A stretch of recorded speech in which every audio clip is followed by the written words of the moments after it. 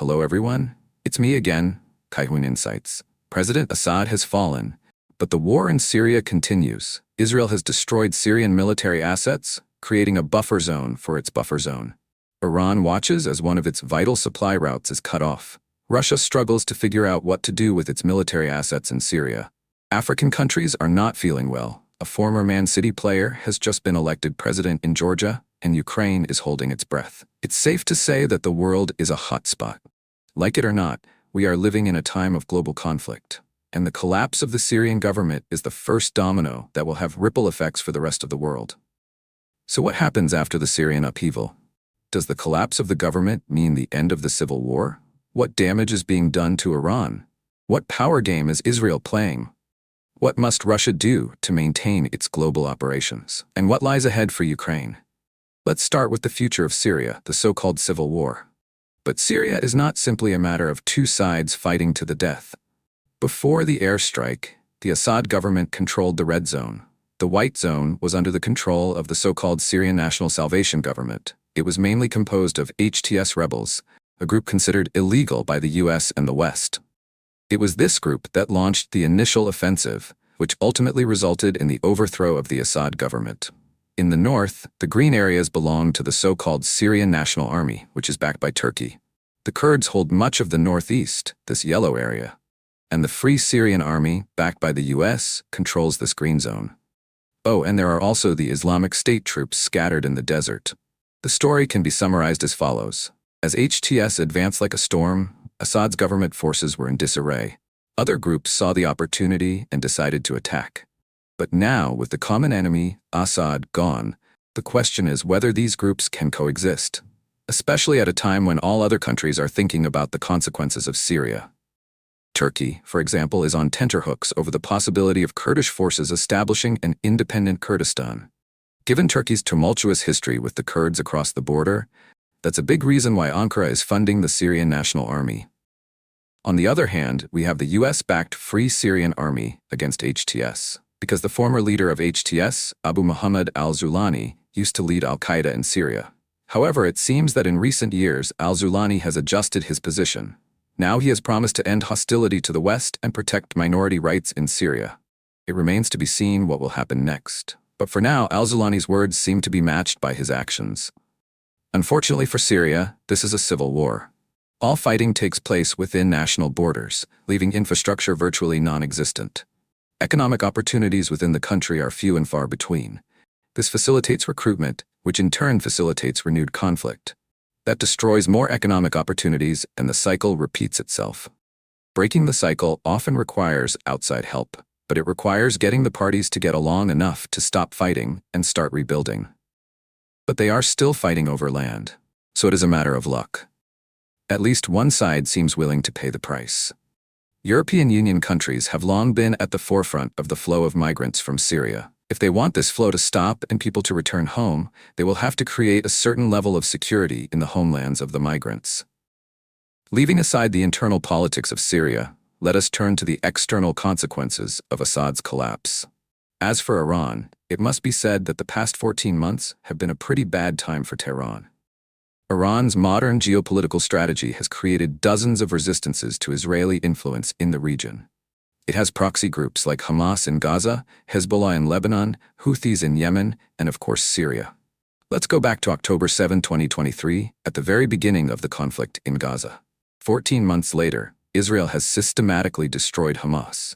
Hezbollah wanted to open a second front while Israel was busy in Gaza, but Israel has already beaten it. It is also said that this creates an opportunity for Syrian rebels to launch attacks. In the past, if rebels threatened Damascus, Hezbollah would rush across the border from Lebanon to suppress them.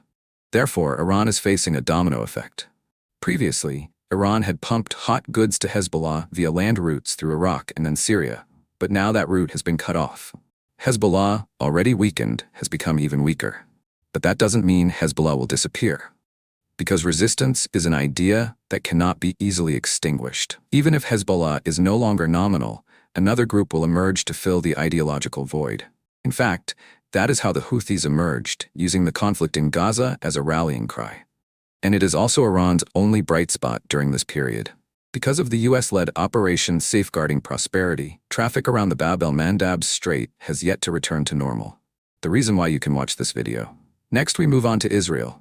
This country has made two big moves. One is along the Golan Heights. To give you a little bit about this area, it is located in the northwest of Israel. According to AVI, it captured about 2/3 of the Golan Heights during the Six-Day War in 1967.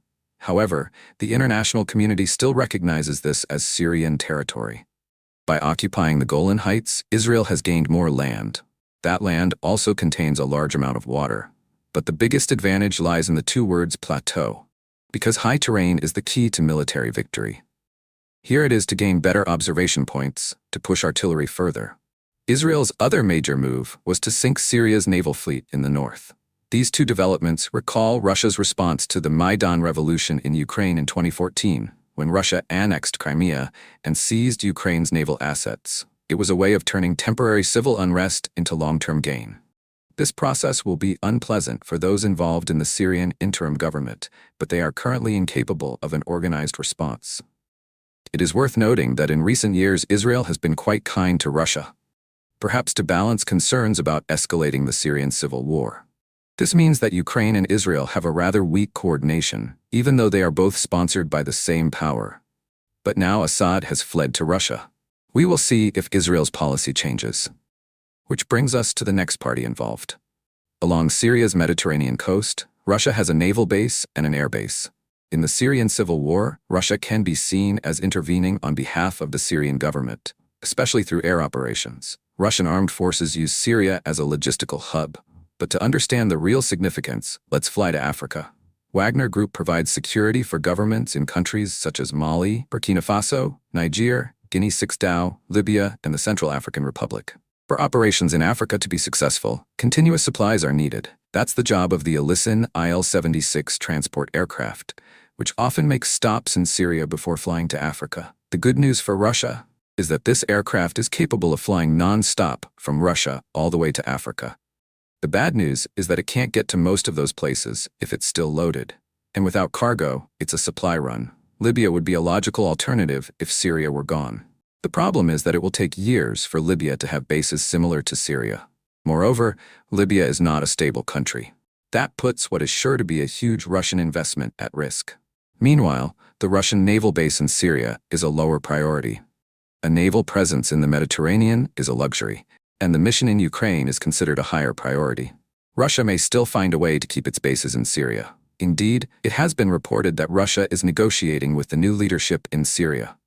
But the Kremlin will have to answer the question of which rebel groups will have the final say over these bases. Will they accept Russian troops after Russia has supported Assad for so long?